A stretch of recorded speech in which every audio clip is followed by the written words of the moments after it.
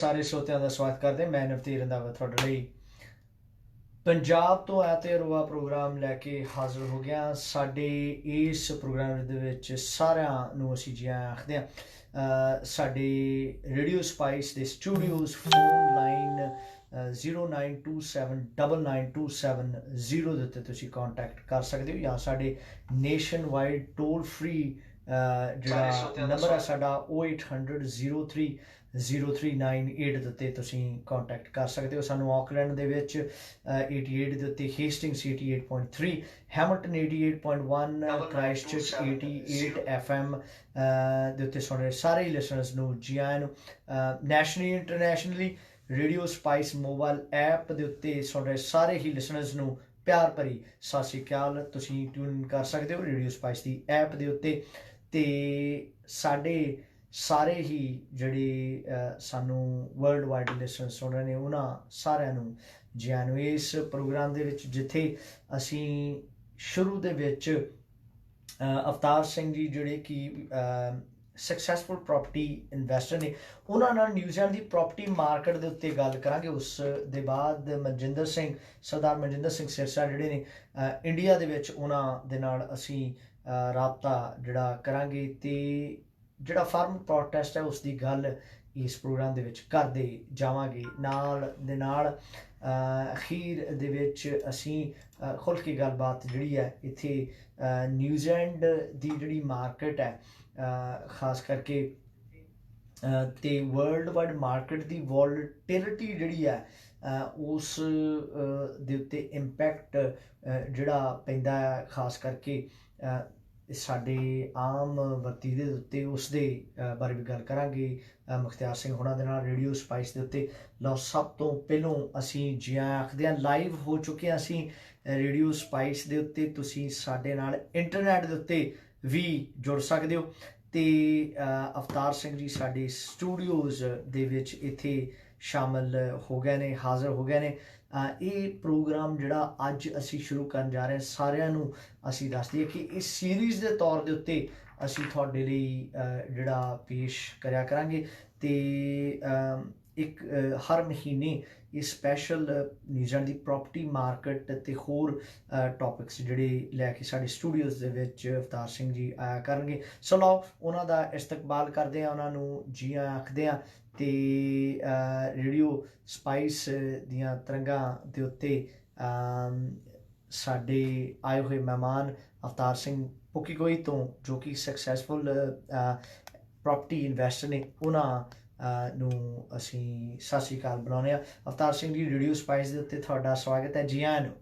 ਸਤਿ ਸ਼੍ਰੀ ਅਕਾਲ ਨਵਤੇਜ ਸਿੰਘ ਜੀ ਤੇ ਸਾਰੇ ਸੁਣ ਰਹੇ ਪ੍ਰੋਗਰਾਮ ਵਾਲੇ ਸਰੋਤਿਆਂ ਨੂੰ ਵੀ ਸਤਿ ਸ਼੍ਰੀ ਅਕਾਲ। ਸੋ ਅਵਤਾਰ ਸਿੰਘ ਜੀ, ਜਿੱਥੇ ਪਹਿਲੀ ਵਾਰ ਅਸੀਂ ਨੈਚੁਰਲੀ ਇਹ ਟੌਪਿਕ ਸ਼ੁਰੂ ਕਰਨ ਜਾ ਰਹੇ ਹਾਂ, ਨਿਊਜ਼ੀਲੈਂਡ ਦੀ ਪ੍ਰੋਪਰਟੀ ਮਾਰਕੀਟ ਦੇ ਬਾਰੇ ਖੁੱਲ੍ਹ ਕੇ ਗੱਲ ਕਰਾਂਗੇ। ਉਸ ਤੋਂ ਪਹਿਲੋਂ ਚਾਹਾਂਗੇ ਕਿ ਤੁਸੀਂ ਆਪਣੇ ਬਾਰੇ ਵੀ ਥੋੜ੍ਹਾ ਜ਼ਰੂਰ ਦੱਸਣਾ, ਆਪਣੇ ਪਿਛੋਕੜ ਦੇ ਬਾਰੇ ਜਿਹੜੇ ਨਹੀਂ ਜਾਣਦੇ ਤੁਹਾਨੂੰ। ਸੋ ਬਰੀਫਲੀ ਤੁਹਾਡਾ ਪਿੰਡ ਨੈਚੁਰਲੀ ਖੁਰਦਪੁਰ ਤੋਂ ਤੁਸੀਂ ਬਿਲੋਂਗ ਕਰਦੇ ਹੋ ਤੇ ਦੁਆਬੇ ਉੱਥੇ ਪੰਜਾਬ ਦੇ ਵਿੱਚ, ਜਿੱਥੇ ਤੁਸੀਂ ਪ੍ਰਿੰਟਿੰਗ ਇੰਡਸਟਰੀ ਦੇ ਵਿੱਚ ਕੰਮ ਕਰਦੇ, ਨਿਊਜ਼ੀਲੈਂਡ ਦੇ ਵਿੱਚ ਆਏ ਕੀਵੀ ਫਰੂਟ ਇੰਡਸਟਰੀ ਦੇ ਵਿੱਚ ਇੱਥੇ। ਤੇ ਉਸ ਦੇ ਬਾਅਦ ਜਿਹੜਾ ਤੁਹਾਡਾ ਰੀਅਲ ਸਟੇਟ ਵਾਲਾ ਸਫ਼ਰ ਹੈ, ਉਸ ਦੇ ਬਾਰੇ ਆਪਾਂ ਚਾਹਾਂਗੇ ਜ਼ਰੂਰ ਤੁਸੀਂ ਸਾਡੇ ਜਿਹੜੇ ਲਿਸਨਰਸ ਨੇ, ਵਿਊਅਰਸ ਨੇ, ਉਹਨਾਂ ਤੱਕ ਜਾਣਕਾਰੀ ਦੇਣਾ ਜੀ।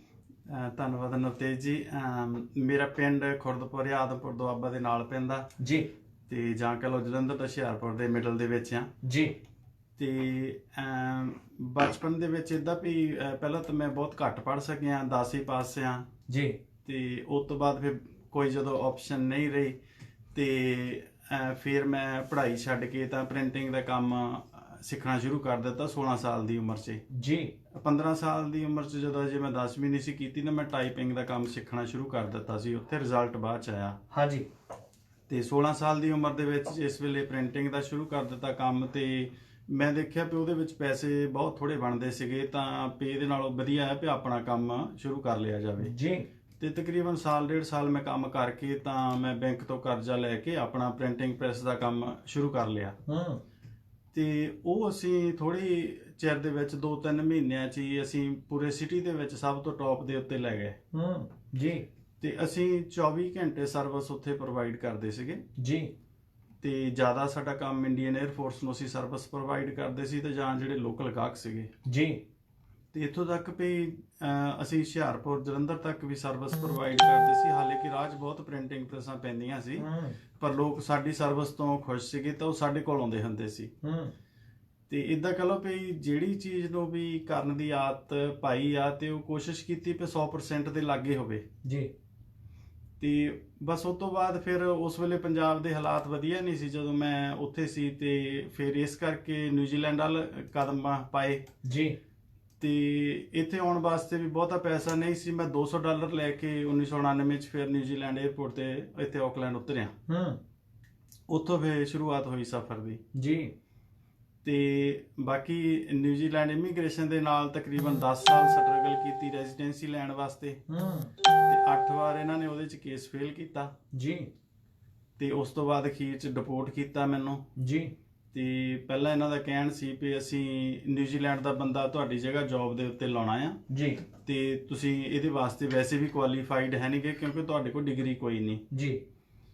ਤੇ ਕਿਉਂਕਿ ਮੈਂ ਇੱਥੇ ਇੱਕ ਬਹੁਤ ਛੋਟੀ ਜਿਹੀ ਕੰਪਨੀ ਨੂੰ ਆਕਲੈਂਡ ਦੀ ਲਾਰਜੈਸਟ ਬਣਾ ਦਿੱਤਾ ਸੀ ਆਪਣੀ ਮਿਹਨਤ ਕਰਕੇ, ਉੱਥੇ ਕੰਮ ਕਰਦਾ ਸੀ ਮੈਂ ਤੇ ਉਸ ਕੰਪਨੀ ਦਾ ਮੈਨੇਜਰ ਵੀ ਸੀ ਜਿਸ ਵੇਲੇ ਮੈਨੂੰ ਡਿਪੋਰਟ ਕੀਤਾ ਗਿਆ ਜੀ। ਤੇ ਡਿਪੋਰਟ ਕਰਨ ਤੋਂ ਬਾਅਦ ਜਿਸ ਵੇਲੇ ਉਸ ਕੰਪਨੀ ਨੇ ਕਿਹਾ ਵੀ ਤੁਸੀਂ ਇਹਦੀ ਜਗ੍ਹਾ ਬੰਦਾ ਦਿਓ, ਹੁਣ ਵੀ ਅਵਤਾਰ ਡਿਪੋਰਟ ਕਰ ਦਿੱਤਾ, ਤੁਸੀਂ ਇਹਦੀ ਜਗ੍ਹਾ ਬੰਦਾ ਦੇ ਦਿਓ। ਤੇ ਗਵਰਨਮੈਂਟ ਨੇ ਜਿਸ ਵੇਲੇ ਬੰਦਾ ਲੱਭਣਾ ਸ਼ੁਰੂ ਕੀਤਾ ਤਾਂ ਉਹ ਕਹਿੰਦੇ ਵੀ ਪਹਿਲਾਂ ਸਾਨੂੰ ਇਹ ਦੱਸੋ ਵੀ ਅਵਤਾਰ ਕਰਦਾ ਕੀ ਸੀ।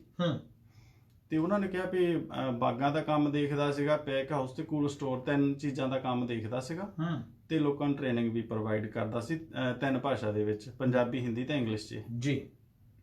ਹੁਣ ਉਹਨਾਂ ਨੇ ਜਿਸ ਵੇਲੇ ਉਹ ਬੰਦਾ ਲੱਭਣਾ ਸੀ ਪੂਰੇ ਕੰਟਰੀ 'ਚੋਂ ਤਾਂ ਉਹਨਾਂ ਨੂੰ ਮੈਚ ਕਰਦਾ ਬੰਦਾ ਨਾ ਲੱਭਾ ਜੀ। ਤੇ ਉਹ ਕਹਿੰਦੇ ਵੀ ਅਸੀਂ ਤੁਹਾਨੂੰ 3 ਬੰਦੇ ਦਿਆਂਗੇ ਇਹਦੀ ਜਗ੍ਹਾ, ਪੈਕ ਹਾਊਸ ਵਾਲਾ ਲੱਗ ਦਿਆਂਗੇ, ਕੂਲ ਸਟੋਰ ਵਾਲਾ ਲੱਗ ਤੇ ਔਰਚਡ ਵਾਲਾ ਲੱਗ ਦਿਆਂਗੇ, ਬਾਗ ਵਾਲਾ। ਤੇ ਫਿਰ ਕੰਪਨੀ ਕਹਿਣ ਲੱਗੀ ਵੀ ਅਸੀਂ 3 ਤਨਖਾਹਾਂ ਕਿਉਂ ਦਈਏ ਜਦ ਸਾਡਾ 1 ਦੇ ਕੇ ਸਰਦਾ ਸੀ ਜੀ, ਵੀ ਤੁਸੀਂ 3 ਬੰਦੇ ਦਿਓਗੇ ਉਹ 3 ਭਾਸ਼ਾ ਫੇਰ ਨਹੀਂ ਬੋਲ ਸਕਦੇ। ਤੇ ਇਸ ਕਰਕੇ ਅਖੀਰ ਦੇ ਵਿੱਚ ਗਵਰਨਮੈਂਟ ਨੂੰ ਮਜਬੂਰੀ ਵਕਤ ਮੈਨੂੰ 4 ਮਹੀਨਿਆਂ 'ਚ ਵਾਪਸ ਸੱਦਣਾ ਪਿਆ 5 ਸਾਲਾ ਬੈਨ ਕੈਂਸਲ ਕਰਕੇ ਜੀ। ਤੇ ਉੱਥੋਂ ਫਿਰ ਆਪਣੀ ਜਿਹੜਾ ਸਫ਼ਰ ਇੱਥੇ ਕੈਰੀ ਔਨ ਰਿਹਾ ਕੀਵੀ ਫਰੂਟ ਦਾ। ਤੇ ਫਿਰ 2005 ਦੇ ਵਿੱਚ ਜਿਹੜੀ ਕੰਪਨੀ ਹੈਗੀ ਉਹਨੇ ਰੀਸਟਰਕਚਰ ਕੀਤਾ ਤੇ ਉਹਦੇ ਵਿੱਚ ਮੇਰੀ ਜੌਬ ਉਹਨੇ ਖਤਮ ਕਰ ਦਿੱਤੀ। ਤੇ ਮੈਂ ਉਸ ਦਿਨ ਫਿਰ ਫੈਸਲਾ ਕੀਤਾ ਵੀ ਕਿਸੇ ਦੇ ਦਿਹਾੜੀ ਨਹੀਂ ਮੁੜ ਕੇ ਕਰਨੀ, ਕਿਉਂਕਿ ਮੈਂ ਪਹਿਲਾਂ ਕਿਸੇ ਨੂੰ ਕਰੋੜਪਤੀ ਬਣਾ ਚੁੱਕਾ ਸੀ। ਤੇ ਫਿਰ ਮੈਂ ਫੈਸਲਾ ਕੀਤਾ ਵੀ ਹੋਰ ਕਿਸੇ ਨੂੰ ਨਹੀਂ ਬਣਾਉਣਾ। ਵੀ ਅੱਜ ਮੇਰੀ ਯੰਗ ਏਜ ਆ, ਉਸ ਵੇਲੇ ਮੇਰੀ 35 ਸਾਲ ਉਮਰ ਸੀ ਜੀ। ਤੇ ਮੈਂ ਕਿਹਾ ਅੱਜ ਮੈਨੂੰ ਯੰਗ ਏਜ ਦੇ ਵਿੱਚ ਇਹਨਾਂ ਨੇ ਕੱਢਿਆ ਤੇ ਕੱਲ ਨੂੰ ਮੈਂ ਹੋਰ ਕਿਸੇ ਨੂੰ ਮਿਲੀਅਨੇਅਰ ਬਣਾਉਂਗਾ, ਉਹ ਮੈਨੂੰ ਹੋ ਸਕਦਾ 65 ਸਾਲ ਦੀ ਉਮਰ ਜਾਂ 60 ਸਾਲ ਜਾਂ 55 ਸਾਲ ਦੀ ਉਮਰ 'ਚ ਜਵਾਬ ਦੇਣ ਕੰਮ ਤੋਂ, ਤੇ ਫਿਰ ਮੈਂ ਕੁਝ ਨਹੀਂ ਕਰ ਸਕੂੰਗਾ। ਤੇ ਫਿਰ ਮੈਂ ਉੱਥੇ ਆਪਣੀ ਕੰਪਨੀ ਐਸਟੈਬਲਿਸ਼ ਕੀਤੀ ਕੀਵੀ ਫਰੂਟ ਸਰਵਿਸ ਪ੍ਰੋਵਾਈਡਿੰਗ ਦੀ ਜੀ। ਉਹਨੂੰ ਅਸੀਂ ਫਿਰ ਆਕਲੈਂਡ ਦੀ ਲਾਰਜੈਸਟ ਲੈ ਕੇ ਗਏ ਇੱਕੋ ਸਾਲ 'ਚ ਉਸੇ ਕੰਪਨੀ ਦੇ ਬਰਾਬਰ। ਤੇ ਉਹ ਕਾਫੀ ਸਕਸੈਸ ਸੀ ਜੀ। ਤੇ ਇਸੇ ਦੌਰਾਨ ਥੋੜਾ ਪ੍ਰਾਪਰਟੀ ਇਨਵੈਸਟਮੈਂਟ ਬਾਰੇ ਵੀ ਸ਼ੁਰੂ ਕੀਤਾ ਸੀਗਾ। ਵੈਸੇ ਮੇਰੇ ਕੋਲ 2 ਘਰ ਸੀ ਓਵਰਸਟੇ ਹੁੰਦੇ ਦੇ ਵੀ ਜੀ। ਤੇ ਫਿਰ ਮੈਂ ਸੀਰੀਅਸਲੀ ਆ ਕੇ ਉਹਨੂੰ ਸਿੱਖਣਾ ਸ਼ੁਰੂ ਕੀਤਾ, ਕਿਉਂਕਿ ਮੈਨੂੰ ਜਿਸ ਵੇਲੇ 2000 'ਚ ਮੈਂ ਆ ਗਿਆ ਸੀਗਾ 2001 ਦੇ ਵਿੱਚ ਮੈਨੂੰ ਪਤਾ ਲੱਗਣਾ ਸ਼ੁਰੂ ਹੋ ਗਿਆ ਵੀ ਕੰਮ ਵਾਲੇ ਕਦੇ ਵੀ ਕੱਢ ਸਕਦੇ ਆ ਜੀ। ਹਾਲੇ ਕਿਉਂ ਨਹੀਂ ਸਾਨੂੰ 2005 'ਚ ਕੱਢਿਆ, ਪਰ ਮੈਨੂੰ ਉਹਨਾਂ ਦੇ ਅਸਾਰ ਪਹਿਲਾਂ 2001 'ਚ ਦਿਸਣ ਲੱਗ ਪਏ ਸੀ। ਤੇ ਇਸ ਕਰਕੇ ਮੈਂ ਆਪਣੇ ਆਪ ਨੂੰ ਪ੍ਰਪੇਅਰ ਕਰਨ ਲੱਗ ਪਿਆ ਸੀ। ਤੇ ਜਿਸ ਵੇਲੇ ਮੈਨੂੰ ਉਹਨੇ ਕੰਮ ਤੋਂ ਕੱਢਿਆ ਤੇ ਉਸ ਵੇਲੇ ਵੀ ਮੇਰੇ ਕੋਲ 14 ਪ੍ਰਾਪਰਟੀਆਂ ਸੀਗੀਆਂ ਜੀ। ਤੇ ਬਸ ਜਿਸ ਵੇਲੇ ਉਹਨੇ ਕੱਢਿਆ ਤੇ ਆਮ ਤੌਰ ਤੇ ਜਿਹੜੇ ਲੋਕ ਮੈਨੂੰ ਜਾਣਦੇ ਸੀਗੇ ਵੀ ਪ੍ਰਾਪਰਟੀ ਖਰੀਦਦਾ, ਤੇ ਉਹਨਾਂ ਨੇ ਕਹਿਣਾ ਸ਼ੁਰੂ ਕਰ ਦਿੱਤਾ ਵੀ ਅੱਗੇ ਤਾਂ ਜੌਬ ਵਧੀਆ ਸੀਗੀ, ਪ੍ਰਾਪਰਟੀ ਲੈ ਜਾਂਦਾ ਸੀਗਾ ਵੀ ਕਿਉਂਕਿ ਇਨਕਮ ਜਿਹੜੀ ਇਹਦੀ ਵਧੀਆ ਸੀ ਤਾਂ ਬੈਂਕਾਂ ਲੋਨ ਦੇ ਦਿੰਦੀਆਂ ਸੀਗੀਆਂ, ਕਿਉਂਕਿ ਮੇਰੀ ਆਮਦਨ 1.25 ਲੱਖ ਸੀਗੀ ਉਸ ਵੇਲੇ ਸਾਲ ਦੀ ਜੀ। ਤੇ ਫਿਰ ਤੁਹਾਨੂੰ ਪਤਾ ਇੱਕ ਤੁਹਾਡੀ 1.25 ਲੱਖ ਦੀ ਜੌਬ ਚੱਲ ਜਾਵੇ, ਦੂਜਾ ਲੋਕਾਂ ਤੋਂ ਗੱਲਾਂ ਸੁਣਨ ਨੂੰ ਮਿਲਣ ਉਸ ਵੇਲੇ, ਤਾਂ ਮੈਂ ਉਹਦੀ ਬਜਾਏ ਨਿਰਾਸ਼ ਹੋਣ ਤੇ ਮੈਂ ਇਹਨੂੰ ਮੋਟੀਵੇਟ ਦੇ ਤੌਰ ਤੇ ਲਿਆ। ਮੈਂ ਕਿਹਾ ਵੀ ਲੋਕ ਕਹਿੰਦੇ ਹੁਣ ਦੇਖਦੇ ਘਰ ਕਿੱਦਾਂ ਲੈਂਦਾ, ਵੀ ਹੁਣ ਤਾਂ ਮੈਂ ਜ਼ਰੂਰੀ ਲਊਂਗਾ ਭਾਵੇਂ ਜੌਬ ਹੈ ਨਹੀਂ। ਮੈਂ ਉਸ ਸਾਲ ਜੀ ਬਿਨਾਂ ਜੌਬ ਤੋਂ 6 ਪ੍ਰਾਪਰਟੀਆਂ ਖਰੀਦੀਆਂ। ਜੀ। ਹੁਣ ਅੱਜ ਕੋਈ ਇਹਨੂੰ ਮੰਨੇ ਜਾਂ ਨਾ ਮੰਨੇ, ਆਪਣੇ ਕੋਲ ਡਾਕੂਮੈਂਟਡ ਉਹ ਸਾਰਾ ਕੁਝ ਪਿਆ। ਤੇ ਕਈ ਚੀਜ਼ਾਂ ਆਪਾਂ ਆਨਲਾਈਨ ਨਹੀਂ ਦੱਸ ਸਕਦੇ, ਔਨ 에ਅਰ ਨਹੀਂ ਦੱਸ ਸਕਦੇ ਜੀ, ਪਰ ਕਿਉਂਕਿ ਸਟ੍ਰੈਟਜੀ ਜਿਹੜੀ ਆਪਾਂ ਨੂੰ ਸਮੇਂ ਜਿਹੜੀ ਆ ਬਦਲਣੀ ਪੈਂਦੀ ਆ ਅਕੋਰਡਿੰਗ ਟੂ ਦਾ ਲਾਅ ਜੀ। ਤੇ ਬਸ ਉੱਥੋਂ ਸਫ਼ਰ ਜੀ ਸ਼ੁਰੂ ਹੁੰਦਾ ਆਪਣਾ ਫਿਰ ਪ੍ਰਾਪਰਟੀ ਦਾ ਜਿਹੜਾ ਸੀਰੀਅਸਲੀ। ਤੇ ਹੁਣ ਤੱਕ ਜੇ ਆਪਾਂ ਦੇਖੀਏ ਕਿੰਨੇ ਸਾਲ ਹੋ ਗਏ ਨੇ ਪ੍ਰਾਪਰਟੀ ਮਾਰਕੀਟ ਦੇ ਵਿੱਚ ਤੁਹਾਨੂੰ ਆਪਰੇਟ ਕਰਦਿਆਂ ਐਕਟਿਵਲੀ? 23 ਸਾਲ ਹੋ ਗਏ ਜੀ। 23 ਸਾਲ ਹੋ ਗਏ। ਹਾਂਜੀ। ਸੋ 23 ਸਾਲਾਂ ਦੇ ਵਿੱਚ ਨੈਚੁਰਲੀ ਆਪਾਂ ਡਿਸਕਸ਼ਨ ਅੱਜ ਦੀ ਜਿਹੜੀ ਹੈ ਕਾਫੀ ਅਜੋਕਾ ਜਿਹੜੀ ਮਾਰਕੀਟ ਹੁਣ ਦੀ ਮਾਰਕੀਟ ਹੈ ਉਸ ਦੇ ਬਾਰੇ ਆਪਾਂ ਕਰਾਂਗੇ। ਲੇਕਿਨ ਮੈਂ ਜਿਹੜਾ ਆ ਤੁਹਾਡੇ ਤੋਂ ਜਾਣਨਾ ਚਾਹਾਂਗਾ ਕਿ ਇਸ 23 ਸਾਲਾਂ ਮਾਰਕੀਟ ਦੇ ਵਿੱਚ ਤੁਸੀਂ ਜੇ ਸਮਰਾਈਜ਼ ਕਰਨਾ ਹੋਵੇ ਮੇਨ ਕੀ ਜਿਹੜੇ ਤੁਸੀਂ ਉਤਰਾਅ ਚੜ੍ਹਾਅ ਜਿਹੜੇ ਆ ਉਹ ਦੇਖੇ ਨੇ ਜੀ? ਇਹਦੇ ਵਿੱਚ ਜੀ ਇੱਕ ਤਾਂ ਇਹ ਸਮਝਣ ਦੀ ਲੋੜ ਸੀਗੀ ਵੀ ਪ੍ਰਾਪਰਟੀ ਕਦੇ ਵੀ ਆਲ ਦਾ ਟਾਈਮ ਅਪ ਨਹੀਂ ਜਾਂਦੀ ਜੀ, ਤੇ ਨਾ ਇਹ ਉਹ ਥੱਲੇ ਨਹੀਂ ਜਾਂਦੀ ਆ, ਤੇ ਨਾ ਇਹ ਇੱਕ ਥਾਂ ਟਿਕੀ ਰਹਿੰਦੀ ਆ ਜੀ। ਇੱਕ ਤਾਂ ਇਹਦੇ ਵਿੱਚ ਇਹ ਜ਼ਰੂਰੀ ਸੀਗਾ ਵੀ ਇਹ ਸਮਝਣਾ ਵੀ ਤੁਸੀਂ ਇੱਕ ਮਾਰਕੀਟ ਤੇ ਨਹੀਂ ਡਿਪੈਂਡ ਕਰ ਸਕਦੇ ਵੀ ਅਸੀਂ ਪ੍ਰੋਫਿਟ ਤਾਂ ਹੀ ਕਮਾਉਣਾ ਆ ਵੀ ਜਿਸ ਵੇਲੇ ਮਾਰਕੀਟ ਉੱਪਰ ਜਾਊਗੀ। ਜੇ ਤੁਸੀਂ ਕਹ ਲਓ ਵੀ ਮਾਰਕੀਟ ਉੱਪਰ ਗਈ ਦੇ ਉੱਤੇ ਪ੍ਰੋਫਿਟ ਬਣਾਉਣੇ ਆ ਤਾਂ ਫਿਰ ਤੁਸੀਂ ਕੋਈ ਪ੍ਰੋਫੈਸ਼ਨਲ ਨਹੀਂ ਹੈਗੇ, ਉਹ ਤਾਂ ਸਾਰੀ ਦੁਨੀਆ ਨੇ ਬਣਾ ਲੈਣਾ ਜਿਸ ਵੇਲੇ ਉਹ ਚੀਜ਼ ਉੱਪਰ ਚਲ ਗਈ ਜੀ। ਤੇ ਉਹਦੀ ਇੱਕ ਉਦਾਹਰਨ ਇਹ ਵੀ ਹੈਗੀ ਆ ਵੀ ਜੇ ਤੁਸੀਂ 2 ਪ੍ਰਾਪਰਟੀਆਂ ਲੈ ਲੈਂਦੇ ਆ, ਇੱਕ ਆਪਣੇ ਨਾਂ ਲੈ ਲੈਂਦੇ ਆ ਤੇ ਇੱਕ ਆਪਣੇ 1 ਸਾਲ ਦੇ ਬੱਚੇ ਦੇ ਨਾਂ ਤੇ ਲੈ ਲੈਂਦੇ ਆ ਜੀ। ਜੇ ਤੁਹਾਡੀ 1 ਲੱਖ ਵੱਧ ਗਈ ਉਹ ਨਾਲ ਬੱਚੇ ਦੀ ਵੀ ਵੱਧ ਜਾਣੀ ਆ ਜੀ। ਤੁਸੀਂ ਇਹ ਨਹੀਂ ਕਹਿ ਸਕਦੇ ਵੀ ਮੈਂ ਬਹੁਤ ਕਾਰੀਗਰ ਆ ਜੀ, ਕਿਉਂਕਿ ਨਾਲ ਬੱਚੇ ਦੀ ਵੀ ਵੱਧ ਗਈ ਜੀ। ਜਿਹਨੇ ਕੁਝ ਕੀਤਾ ਨਹੀਂ, ਜਿਹਨੇ ਕੁਝ ਨਹੀਂ ਕੀਤਾ, ਜਿਹਨੂੰ ਕੋਈ ਨੌਲੇਜ ਨਹੀਂ ਸੀ ਜੀ। ਤੇ ਪ੍ਰੋਫੈਸ਼ਨਲੀ ਇਨਵੈਸਟਰ ਉਹਨੂੰ ਕਿਹਾ ਜਾ ਸਕਦਾ ਵੀ ਮਾਰਕੀਟ ਉੱਪਰ ਜਾਵੇ ਤਾਂ ਵੀ ਉਹਨੂੰ ਪੈਸੇ ਬਣਨ, ਜੇ ਮਾਰਕੀਟ ਥੱਲੇ ਜਾਵੇ ਤਾਂ ਵੀ, ਜੇ ਮਾਰਕੀਟ ਉੱਥੇ ਟਿਕੀ ਰਹੇ ਤਾਂ ਵੀ। ਤੇ ਹੁਣ ਬਹੁਤੇ ਲੋਕ ਕਹਿੰਦੇ ਵੀ ਪੋਸੀਬਲ ਕਿੱਦਾਂ ਆ?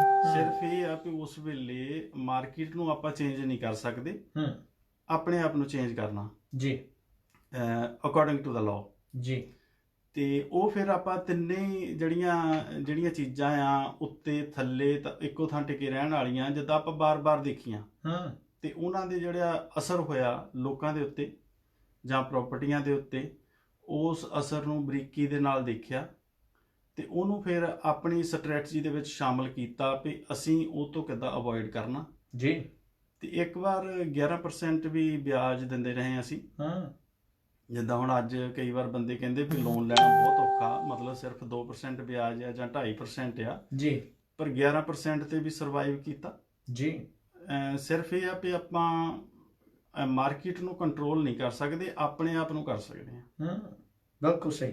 ਤੇ ਤੁਸੀਂ ਨਿਊਜ਼ੀਲੈਂਡ ਦੇ ਵਿੱਚ ਓਵਰਆਲ ਪ੍ਰਾਪਰਟੀ ਦੀ ਮਾਰਕੀਟ ਜਿਹੜੀ ਆ ਉਸ ਦੇ ਵਿੱਚ ਪ੍ਰਾਈਸਿਸ ਜਿੱਦਾਂ ਤੁਸੀਂ ਦੇਖਿਆ ਹੁਣ ਇੱਕ ਤਾਂ ਇੱਕ ਨੈਚੁਰਲ ਫਿਨੋਮੇਨਾ ਕਿ ਹਰ ਗ੍ਰੈਜੂਅਲੀ ਜਿਹੜੇ ਸਾਲ ਪ੍ਰਾਪਰਟੀ ਦੇ ਪ੍ਰਾਈਸਿਸ ਵਧਦੇ ਤੁਰੇ ਆਪਾਂ ਦੇਖੇ ਨੇ। ਤੇ ਇਸ ਤੋਂ ਇਲਾਵਾ ਹੋਰ ਕੀ ਟ੍ਰੈਂਡ ਤੁਸੀਂ ਦੇਖਿਆ ਪ੍ਰਾਪਰਟੀ ਮਾਰਕੀਟ ਦੇ ਵਿੱਚ? ਜੇ ਆਪਾਂ ਪਿਛਲੇ ਤਕਰੀਬਨ 4-5 ਸਾਲ ਛੱਡ ਦਈਏ, ਇਸ ਤੋਂ ਪਿਛਲਾ ਪੈਟਰਨ ਦੇਖਦੇ ਹਾਂ ਅਸੀਂ ਤਕਰੀਬਨ 50 ਜਾਂ 60 ਸਾਲ ਦਾ ਜੀ, ਤਾਂ ਨਿਊਜ਼ੀਲੈਂਡ ਦੀ ਪ੍ਰਾਪਰਟੀ ਰਾਫਲੀ 10 ਸਾਲਾਂ ਹੀ ਡਬਲ ਹੁੰਦੀ ਰਹੀ ਆ। ਠੀਕ। ਜਿਹੜੇ ਆਕਲੈਂਡ ਆ ਇੱਥੇ ਤਾਂ ਹੁੰਦੀ ਰਹੀ ਆ, ਬਾਕੀ ਜਿਹੜੇ ਰੀਜਨਸ ਹੈਗੇ ਜਿਹੜੇ ਛੋਟੇ ਹੁੰਦੇ ਸੀ ਉਹਨਾਂ 'ਚ 2-3 ਸਾਲ ਫਾਲਤੂ ਲੱਗ ਜਾਂਦੇ ਸੀ ਜੀ। ਪਰ ਇੱਥੇ ਅਸੀਂ ਇਹ ਨਹੀਂ ਕਹਿ ਸਕਦੇ ਵੀ ਆਲ ਦਾ ਟਾਈਮ ਹਰ 10 ਸਾਲੀ ਇੱਦਾਂ ਹੁੰਦੀ ਸੀਗੀ, ਪਰ ਐਵਰੇਜ ਜਿਹੜੀ ਆ ਤਕਰੀਬਨ ਤੁਹਾਨੂੰ ਉਹ 10-11 ਸਾਲ ਜਾਂ 8 ਸਾਲ ਮਿਲੂਗੀ, ਕਿਤੇ 8 ਸਾਲ ਬਾਅਦ ਕਿਤੇ 10 ਸਾਲ ਬਾਅਦ ਜੀ। ਤੇ ਪਰ ਪਿਛਲੇ 5-6 ਸਾਲਾਂ ਦੇ ਵਿੱਚ ਜਾਂ 7 ਸਾਲਾਂ ਦੇ ਵਿੱਚ ਇਦਾਂ ਦਾ ਵੀ ਪੈਟਰਨ ਆਇਆ ਵੀ ਜਦੋਂ ਪ੍ਰਾਪਰਟੀ 4 ਸਾਲਾਂ 'ਚ ਹੀ ਡਬਲ ਹੋ ਗਈ। ਪਰ ਉੱਥੇ ਕੀ ਹੋਇਆ ਵੀ ਜੇ ਆਪਾਂ ਕਹੀਏ ਵੀ 4 ਸਾਲਾਂ ਦੇ ਵਿੱਚ ਪ੍ਰਾਪਰਟੀ ਡਬਲ ਹੋ ਗਈ ਵੀ ਹਰ ਵਾਰ ਇਦਾਂ ਹੀ ਹੋਊਗੀ, ਇਦਾਂ ਨਹੀਂ ਹੋਣੀ ਜੀ, ਕਿਉਂਕਿ ਇਦਾਂ ਤਾਂ ਲੋਕ ਮੁੜ ਕੇ ਖਰੀਦ ਹੀ ਨਹੀਂ ਸਕਣਗੇ ਤੇ ਉਹਨੇ ਥੱਲੇ ਜ਼ਰੂਰ ਜਾਣਾ ਜੀ। ਪਰ ਜੇ ਆਪਾਂ ਉਸ ਪੈਟਰਨ ਨੂੰ ਲੈ ਕੇ ਚੱਲੀਏ ਵੀ ਜਿਹੜਾ 50-60 ਸਾਲਾਂ ਦਾ ਆ ਵੀ ਹਰ 10 ਸਾਲ ਹੀ ਪ੍ਰਾਪਰਟੀ ਡਬਲ ਹੁੰਦੀ ਆ, ਤਾਂ ਉਹ ਸਾਡੇ ਕੋਲ ਕਹਿ ਲਾ ਵੀ ਇੱਕ ਅਸੀਂ ਯਕੀਨ ਕਰਨ ਵਾਲਾ ਪੈਟਰਨ ਕਹਿ ਸਕਦੇ ਹਾਂ ਵੀ ਇਦਾਂ ਹੋਣੀ ਆ ਜੀ। ਤੇ ਜਿਹੜੀ ਜਿੱਦਾਂ ਭਵਿੱਖਬਾਣੀ ਮੈਂ ਆਪਣੇ ਬਿਜ਼ਨਸ ਬਾਰੇ 2001 'ਚ ਕੀਤੀ ਸੀ, ਅਸੀਂ ਪਰਿਵਾਰ ਨਾਲ ਸਾਂਝੀ ਕਰਦੇ ਸੀ, ਉਹ ਐਗਜ਼ੈਕਟਲੀ ਉੱਦਾਂ ਹੀ ਹੋਈ ਜਿੱਦਾਂ ਅਸੀਂ ਕਹਿੰਦੇ ਹੁੰਦੇ ਸੀ ਕਿਤੇ ਮੇਰੀ ਘਰ ਵਾਲੀ ਨੂੰ ਪੁੱਛ ਕੇ ਦੇਖੋ 2001 ਚ ਮੈਂ ਉਹਨੂੰ ਕਹਿੰਦਾ ਹੁੰਦਾ ਸੀਗਾ ਵੀ ਦੇਖੋ 2012 ਤੋਂ ਬਾਅਦ ਕੋਈ ਸਮਾਂ ਇਹ ਆਊਗਾ ਰੇਡੀਓ ਤੇ ਵੀ ਪ੍ਰਾਪਰਟੀ ਦੀ ਗੱਲਬਾਤ ਹੋਊਗੀ, ਟੀਵੀ ਤੇ ਵੀ ਹੋਊਗੀ ਤੇ ਕਮਿਊਨਿਟੀ 'ਚ ਵੀ, ਔਰ ਐਵਰੀ ਡੇ ਹੋਊ ਜੀ। ਆਪਾਂ ਇਹ ਪੈਟਰਨ 8 ਸਾਲ ਤੋਂ ਦੇਖ ਰਹੇ ਹਾਂ ਤਕਰੀਬਨ ਜੀ, ਤੇ ਇਹ ਕੈਰੀ ਆਨ ਰਹਿਣਾ ਜਿੱਦਾਂ। ਤੇ ਇੱਥੋਂ ਤੱਕ ਵੀ ਇਕੱਲਾ ਪ੍ਰਾਪਰਟੀ ਦੀ ਜਿਹੜੀ ਡਿਸਕਸ਼ਨ ਆ ਉਹ ਜਿਹੜੇ ਆਪਾਂ ਪ੍ਰਾਪਰਟੀ ਵਾਲੇ ਬੈਠੇ ਉਸ ਵੇਲੇ ਨਹੀਂ ਹੁੰਦੀ। ਜੇ ਤੁਸੀਂ ਕੀਵੀ ਫਰੂਟ ਦੇ ਵਿੱਚ ਆ ਤਾਂ ਵੀ ਡਿਸਕਸ਼ਨ ਪ੍ਰਾਪਰਟੀ ਦੀ ਹੁੰਦੀ ਹੈ, ਰੈਜ਼ੀਡੈਂਸ਼ੀਅਲ ਦੀ। ਜਿਸ ਵੇਲੇ ਕੀਵੀ ਫਰੂਟ ਦੀ ਮੰਨ ਲਓ ਮੀਟਿੰਗ ਹੋਈ ਜਾਂ ਤੁਸੀਂ ਕਿਸੇ ਫਾਰਮਿੰਗ ਦੀ ਮੀਟਿੰਗ ਹੋਈ, ਉਹ ਪੁੱਛਦੇ ਆ ਵੀ ਤੁਹਾਡਾ ਕਿੰਨਾ ਕੁ ਗਰੋਥ ਹੋਇਆ। ਉਸ ਮੀਟਿੰਗ 'ਚ ਉਹ ਕਹਿੰਦੇ ਆ ਵੀ ਗਰੋਥ ਤਾਂ ਬਹੁਤ ਹੋਇਆ ਪਰ ਘਰਾਂ ਜਿੰਨਾ ਨਹੀਂ, ਹਾਲੇ ਕਿ ਫਾਰਮਿੰਗ ਦੀ ਮੀਟਿੰਗ ਆ। ਤੇ ਇਸ ਕਰਕੇ ਬਹੁਤ ਇੰਟਰਸਟਿੰਗ ਜਿਹੜਾ ਫੈਕਟਰ ਹੈਗਾ ਜੀ। ਸੋ ਇਹ ਸਾਰੀਆਂ ਅਸੀਂ ਡਿਸਕਸ਼ਨਸ ਜਿਹੜੀਆਂ ਅਵਤਾਰ ਸਿੰਘ ਹੋਣਾ ਦੇ ਨਾਲ ਕਰ ਰਹੇ ਹਾਂ। ਸਕਸੈਸਫੁਲ ਪ੍ਰੋਪਰਟੀ ਇਨਵੈਸਟਰ ਨੇ, ਪਿਛਲੇ 21 ਸਾਲ ਤੋਂ ਦੱਸਿਆ ਕਿ ਨਿਊਜ਼ੀਲੈਂਡ ਦੀ ਪ੍ਰੋਪਰਟੀ ਮਾਰਕੀਟ ਦੇ ਵਿੱਚ ਇਨਵੈਸਟ ਕਰਦੇ ਆਏ ਨੇ। ਤੇ ਨਾਲ ਦੇ ਨਾਲ ਅਸੀਂ ਇਸ ਪ੍ਰੋਗਰਾਮ ਦੇ ਵਿੱਚ ਮੈਂਸ਼ਨ ਕਰਨਾ ਚਾਹਾਂਗੇ ਸਾਡੇ ਬੜੇ ਹੀ dedicated sponsor smart auto clinic, ਜੋ ਕਿ 136 ਰਿਵਰਰੀਆ ਰੋਡ ਹਿਲਕ੍ਰਿਸਟ ਹੈਮਿਲਟਨ ਦੇ ਵਿੱਚ ਜਿਹੜੇ ਪ੍ਰੈਜ਼ੈਂਟ ਨੇ। ਤੇ ਤੁਸੀਂ ਕਾਰਾਂ ਦੇ ਪੱਖੋਂ ਕੋਈ ਵੀ ਸਰਵਿਸ ਲੈਣੀ ਆ ਤਾਂ ਸਮਾਰਟ ਆਟੋ ਕਲੀਨਿਕ ਨੂੰ ਤੁਸੀਂ ਕਾਲ ਕਰ ਸਕਦੇ ਹੋ। ਤੇ ਜੇ ਫਾਈਨੈਂਸ਼ਲੀ ਤੁਸੀਂ ਕੋਈ ਐਡਵਾਈਸ ਲੈਣੀ ਹੈ, ਅਰਾਈਜ਼ ਫਾਈਨੈਂਸ਼ੀਅਲ ਸਰਵਿਸਿਜ਼ ਆਕਲੈਂਡ ਤੇ ਕ੍ਰਾਈਸਟਚਰਚ ਦੇ ਵਿੱਚ ਵੀ ਉਹਨਾਂ ਦਾ ਆਫਿਸ ਖੁੱਲ ਚੁੱਕਿਆ ਹੈ। 22B Wilcott street, first floor, Mount Albert. ਤੇ ਕ੍ਰਾਈਸਟਚਰਚ ਦੇ ਵਿੱਚ ਉਹਨਾਂ ਦਾ office 18 Leslie Hills drive, first floor, Riccarton. So Avtar Singh ji, ਜਿੱਥੇ ਆਪਾਂ ਅੱਜ ਦੀ ਮਾਰਕੀਟ ਦੀ ਗੱਲ ਕਰੀਏ, ਮਾਰਚ ਦਾ ਮਹੀਨਾ 2021 ਦਾ ਆ ਚੁੱਕਾ, ਕੋਵਿਡ ਦਾ ਜਿਹੜਾ ਦੌਰ ਚੱਲ ਰਿਹਾ, ਤੇ ਇਹਨਾਂ ਦਿਨਾਂ ਦੇ ਵਿੱਚ ਇੱਕ ਡੈਡਲਾਈਨ ਜਿਹੜੀ ਤੁਰੀ ਆ ਰਹੀ ਹੈ ਉਹ ਹੈ ਕਿ 16 ਮਾਰਚ ਤੱਕ $5000 ਦੀਆਂ ਡਿਡਕਸ਼ਨਸ ਜਿਹੜੀਆਂ ਉਹ ਰਾਈਟ ਆਫ ਹੋ ਰਹੀਆਂ। ਇਹਦਾ ਕੀ ਮਤਲਬ ਹੈ, ਥੋੜਾ ਦੱਸਣਾ। ਹਾਂਜੀ, ਜਿਸ ਵੇਲੇ ਇੱਥੇ ਕਰੋਨਾ ਦਾ ਦੌਰ ਪਿਛਲੇ ਸਾਲ ਸ਼ੁਰੂ ਹੋਇਆ ਸੀ ਮਾਰਚ ਦੇ ਵਿੱਚ ਜੀ, ਤਾਂ ਟੈਕਸ ਡਿਪਾਰਟਮੈਂਟ ਨੇ ਬਿਜ਼ਨਸ ਵਾਲਿਆਂ ਨੂੰ ਇਹ ਕਹਿ ਦਿੱਤਾ ਸੀਗਾ ਵੀ ਜਿਹੜੀਆਂ ਜਿੱਦਾਂ $5000 ਤੱਕ ਦੇ ਐਸਟ ਹੈਗੇ ਆ ਉਹ ਰਾਈਟ ਆਫ ਹੋ ਸਕਦੇ ਆ ਜੇ ਤੁਸੀਂ ਕੋਈ ਚੀਜ਼ 5000 ਤੋਂ ਥੱਲੇ ਲਈ ਆ। ਅੱਛਾ ਜੀ। ਤੇ ਉਹਦੇ ਵਾਸਤੇ ਉਹਨਾਂ ਨੇ ਇੱਕ ਸਾਲ ਦਾ ਸਮਾਂ ਦਿੱਤਾ ਸੀ। ਸੋ ਇਹ ਐਸਟ ਕੋਈ ਵੀ ਹੋ ਸਕਦੀ, ਜਿੱਦਾਂ ਕਿ ਤੁਸੀਂ ਘਰ ਦੇ ਵਿੱਚ ਟੀਵੀ, ਫ੍ਰਿਜ ਲਿਆ ਜੀ, ਇਹ ਤੁਸੀਂ ਇਸ ਨੂੰ ਲੈ ਕੇ ਚਲੋਗੇ ਜਾਂ ਥੋੜਾ ਕਲੀਅਰ ਕਰ ਦੇਣਾ ਸਾਰਿਆਂ ਦੇ ਲਈ? ਹਾਂਜੀ, ਇਹ ਇਕੱਲਾ ਆਪਾਂ ਬਿਜ਼ਨਸ ਦੀ ਗੱਲ ਕਰਦੇ ਹਾਂ ਜਾਂ ਇਨਵੈਸਟਮੈਂਟ ਪ੍ਰਾਪਰਟੀ ਦੀ, ਜਿਹੜੀ ਆਪਾਂ ਪਰਸਨਲ ਪ੍ਰਾਪਰਟੀ ਦੀ ਨਹੀਂ ਕਰਦੇ। ਔਰ ਇਹ ਡਿਡਕਸ਼ਨ ਜਿਹੜੀ EMPLOYEE ਵਾਸਤੇ ਨਹੀਂ ਹੈਗੀ ਜੀ, ਇਹ ਇਕੱਲਾ ਜਿੱਦਾਂ ਜਿਸ ਵੇਲੇ ਪ੍ਰਾਪਰਟੀ ਰੈਂਟਲ ਪ੍ਰਾਪਰਟੀ ਦੀ ਗੱਲ ਕਰਦੇ ਆ, ਆਪਣੇ ਘਰ ਦੀ ਨਹੀਂ। ਠੀਕ ਹੈ। ਰੈਂਟਲ ਪ੍ਰਾਪਰਟੀ ਜਿਸ ਵੇਲੇ ਤੁਹਾਡੀ ਇੱਕ ਆ ਤਾਂ ਵੀ ਉਹ ਤੁਹਾਡਾ ਬਿਜ਼ਨਸ ਹੈ। ਜੇ ਤੁਸੀਂ ਉਸ ਰੈਂਟਲ ਪ੍ਰਾਪਰਟੀ ਜਾਂ ਐਗਜ਼ਾਮਪਲ ਦੇ ਤੌਰ ਤੇ ਹੀਟ ਪੰਪ ਲਵਾਉਂਦੇ ਆ, ਤੁਸੀਂ ਕੋਈ ਬਾਥਰੂਮ ਫੈਨ ਲਵਾਉਂਦੇ ਆ ਜਾਂ ਕੋਈ ਇੰਸੂਲੇਸ਼ਨ ਕਰਾਉਂਦੇ ਆ ਜੀ ਜੀ, ਉਹ ਵਿੱਚ ਉਹਦੇ ਸਾਰੀ ਆਉਂਦੀ ਆ। ਸੋ ਇਹ ਪ੍ਰੋਪਰਟੀ ਮਾਰਕੀਟ ਦੇ ਵਿੱਚ ਜਾਂ ਤੁਹਾਡੀ ਇਨਵੈਸਟਮੈਂਟ ਰੈਂਟਲ ਪ੍ਰੋਪਰਟੀ ਦੇ ਵਿੱਚ ਕੀਤੀ ਹੋਈ ਇਨਵੈਸਟਮੈਂਟ, ਉਹਨਾਂ ਨੂੰ ਡੈਪਰੀਸ਼ੀਏਟ ਕੀਤਾ ਜਾ ਸਕਦਾ ਸੀਗਾ ਲੌਂਗ ਟਰਮ। ਉਹਨਾਂ ਨੂੰ ਕਿੰਨੇ ਸਾਲ ਲੱਗਦੇ ਸੀ ਜੀ, ਉਸ ਵੇਲੇ ਸਰਕਾਰ ਨੇ ਕਰ ਦਿੱਤਾ ਵੀ ਜਿਹੜੇ ਹੁਣ 5000 ਤੱਕ ਐਸਟ ਹੈਗੇ ਉਹ ਇੱਕੋ ਸਾਲ 'ਚ ਰਾਈਟ ਆਫ ਹੋ ਜਾਣਗੇ ਬਿਜ਼ਨਸ ਵਾਲਿਆਂ ਨੂੰ ਸਹੂਲਤ ਦੇਣ ਨੂੰ। ਪਰ ਉਸ ਚੀਜ਼ ਦਾ ਬਹੁਤ ਘੱਟ ਲੋਕਾਂ ਨੂੰ ਪਤਾ ਲੱਗਾ। ਉਹਦੀ ਵਜ੍ਹਾ ਇਹ ਹੈਗਾ ਵੀ ਅਕਾਊਂਟੈਂਟਾਂ ਨੇ ਦੱਸਿਆ ਨਹੀਂ। ਇੱਕ ਉਹਦੀ ਵਜ੍ਹਾ ਇਹ ਵੀ ਹੈਗਾ ਵੀ ਅਸੀਂ ਬਹੁਤ ਚੀਪ ਅਕਾਊਂਟੈਂਟ ਲੱਭਦੇ ਹਾਂ। ਚੀਪ ਅਕਾਊਂਟੈਂਟ ਦਾ ਮਤਲਬ ਹੁੰਦਾ ਵੀ ਜੇ ਉਹ ਚੀਪ ਆ, ਉਹਦਾ ਸਿੰਪਲ ਮਤਲਬ ਇਹ ਵੀ ਹੈਗਾ ਹੈ ਵੀ ਉਹਦੇ ਕੋਲ ਕਾਫੀ ਕਲਾਇੰਟ ਨਹੀਂ ਹੈਗੇ, ਇਸੇ ਕਰਕੇ ਉਹ ਚੀਪ ਆ ਜੀ। ਤੇ ਪਰ ਉਹ ਚੀਪ ਕਈ ਵਾਰ ਬਹੁਤ ਐਕਸਪੈਂਸਿਵ ਪੈ ਜਾਂਦਾ। ਤੇ ਹੁਣ ਜਿਸ ਤਰ੍ਹਾਂ ਹੈਲਥੀ ਹੋਮ ਸਟੈਂਡਰਡ ਆਇਆ ਸੀਗਾ, ਉਹਦੇ ਤੇ ਕਿੰਨੇ ਪੈਸੇ ਲੱਗਣੇ ਸੀ। ਜਿੱਦਾਂ ਅਸੀਂ ਸਾਰੀਆਂ ਪ੍ਰਾਪਰਟੀਆਂ ਤੇ ਐਸੇ ਸਾਲ ਸਾਡੀਆਂ ਸਾਰੀਆਂ ਪ੍ਰਾਪਰਟੀਆਂ ਨਿਊਜ਼ੀਲੈਂਡ 'ਚ ਕੰਪਲਾਇੰਟ ਹੋ ਗਈਆਂ ਆਲਰੇਡੀ ਜੀ। ਪਰ ਉਹ ਕਿਉਂਕਿ ਉਹ ਪੈਸਾ ਜਿਹੜਾ ਉੱਥੇ ਲੱਗਾ ਹੈ ਰਾਈਟ ਆਫ ਇੱਕੋ ਸਾਲ 'ਚ ਹੋ ਜਾਣਾ, ਇਹਦਾ ਮਤਲਬ ਟੈਕਸ ਦੀ ਲਾਇਬਿਲਿਟੀ ਖਤਮ ਹੋ ਗਈ ਤੇ ਟੈਕਸ ਕੋਈ ਨਹੀਂ ਪੈਣਾ। ਜਿਹੜਾ ਲਾਸਿਸ ਹੋਊਗਾ ਕੈਰੀ ਫਾਰਵਰਡ ਹੋ ਜਾਣਾ ਉਹਦੇ ਨਾਲ ਜੀ। ਤੇ ਇਹ ਹੁਣ 16 ਮਾਰਚ ਤੱਕ ਟਾਈਮ ਹੈਗਾ ਜੇ ਕਿਸੇ ਬੰਦੇ ਨੇ ਫਾਇਦਾ ਉਠਾਉਣਾ। ਤੇ ਦੂਸਰੀ ਗੱਲ ਇਹ, ਫਾਇਦਾ ਉਠਾਉਣ ਤੋਂ ਪਹਿਲਾਂ ਆਪਣੇ ਅਕਾਊਂਟੈਂਟ ਦੇ ਨਾਲ ਜਾਂ ਲੀਗਲ ਐਡਵਾਈਜ਼ਰ ਦੇ ਨਾਲ ਜ਼ਰੂਰ ਡਿਸਕਸ ਕਰ ਲੈਣਾ, ਕਿਉਂਕਿ ਮੈਂ ਆਥੋਰਾਈਜ਼ਡ ਫਾਈਨੈਂਸ਼ੀਅਲ ਐਡਵਾਈਜ਼ਰ ਨਹੀਂ ਹੈਗਾ ਜੀ, ਇਸ ਕਰਕੇ ਸਲਾਹ ਨਹੀਂ ਦੇ ਸਕਦਾ, ਆਪਣੇ ਤਜਰਬੇ ਤੋਂ ਗੱਲ ਕਰ ਸਕਦਾ ਜੀ। ਤੇ 16 ਮਾਰਚ ਤੋਂ ਬਾਅਦ ਫਿਰ ਜਿਹੜੀ ਆ $500 ਵਾਲੀ ਰਾਈਟ ਆਫ ਹੁੰਦੀ ਸੀ, ਉਹ ਗਵਰਨਮੈਂਟ ਨੇ ਪੱਕੇ ਤੌਰ ਤੇ 1000 ਤੱਕ ਇਨਕਰੀਜ਼ ਕਰਤੀ ਆ ਜੀ। ਫੋਰ ਐਗਜ਼ਾਮਪਲ ਅਗਰ ਚੁੱਲ੍ਹਾ 900 ਦਾ ਆਉਂਦਾ ਤਾਂ ਉਹ ਇੱਕੋ ਸਾਲ 'ਚ ਰਾਈਟ ਆਫ ਹੋਊਗਾ, ਤੇ ਜੇ 1100 ਹੋ ਗਿਆ ਤਾਂ ਫਿਰ ਉਹ ਡੈਪਰੀਸ਼ੀਏਟ ਹੋਊਗਾ ਜੀ long ਸੋ term। ਉਸ ਨੂੰ 2 ਵਾਰ ਜਿਹੜਾ ਤੁਸੀਂ ਕਲੇਮ ਕਰ ਸਕਦੇ ਹੋ ਜੇ $500 ਪਰਸੈਂਟੇਜ ਵਾਈਜ਼ ਜਿੰਨੇ ਵੀ ਸਾਲ ਜਿੰਨੇ- ਲੱਗਣਗੇ ਉਹਨੂੰ। ਜਿੰਨੇ ਵੀ ਸਾਲ ਹਾਂ ਸੋ ਇਸ ਦੇ ਨਾਲ ਨਾਲ ਇੱਕ ਨੈਚੁਰਲੀ ਸਭ ਤੋਂ ਇੰਪੋਰਟੈਂਟ ਫੈਕਟਰ ਜਿਹੜਾ ਆਪਾਂ ਕਹਿ ਸਕਦੇ ਹਾਂ ਇਨਵੈਸਟਰਾਂ ਦੇ ਲਈ ਮੋਸਟ ਇੰਪੋਰਟੈਂਟ ਨਿਊਜ਼ ਹੈ ਅੱਜ ਦੇ ਦੌਰ ਦੇ ਵਿੱਚ ਜਿੱਥੇ ਪ੍ਰੋਪਰਟੀ ਮਾਰਕੀਟ ਆਪਾਂ ਆਮ ਕਹਿੰਦੇ